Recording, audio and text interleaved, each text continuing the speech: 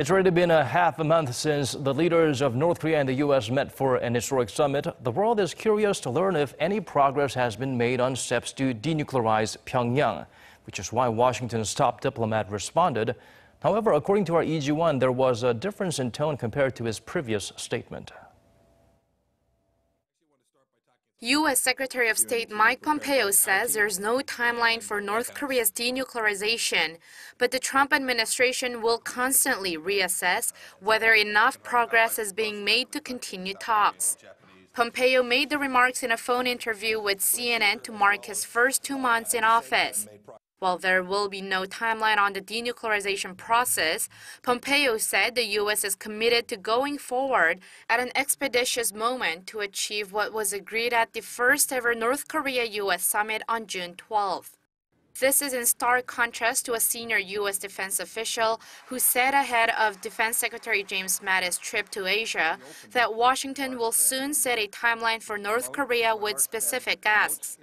Pompeo had also told reporters the day after the Singapore summit that Washington hopes to achieve North Korea's major disarmament within Trump's current term, which ends in January 2021.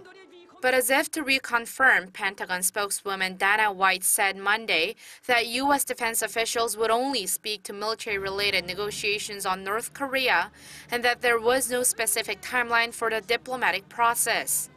Despite concerns about the root of these comments and what could be causing the delay with the follow-up meetings, Pompeo remained outwardly optimistic about North Korea's denuclearization. Pompeo suggested it was too soon to expect a detailed roadmap after 40 years of tensions, but he insisted North Korean leader Kim Jong-un had been unequivocal about his willingness to denuclearize. Pompeo added that understandings put together prior to and during the summit put the U.S. on the right trajectory to build a framework for success. Referring to President Trump's suspension of Washington's joint military exercises with South Korea, Pompeo said it would only last if there's a good faith negotiation progress with productive results being achieved. While Pompeo said a week ago that he would likely travel back to Pyongyang before too terribly long, there has not yet been an official announcement on his travel plans. 이지원, 아리랑 뉴스.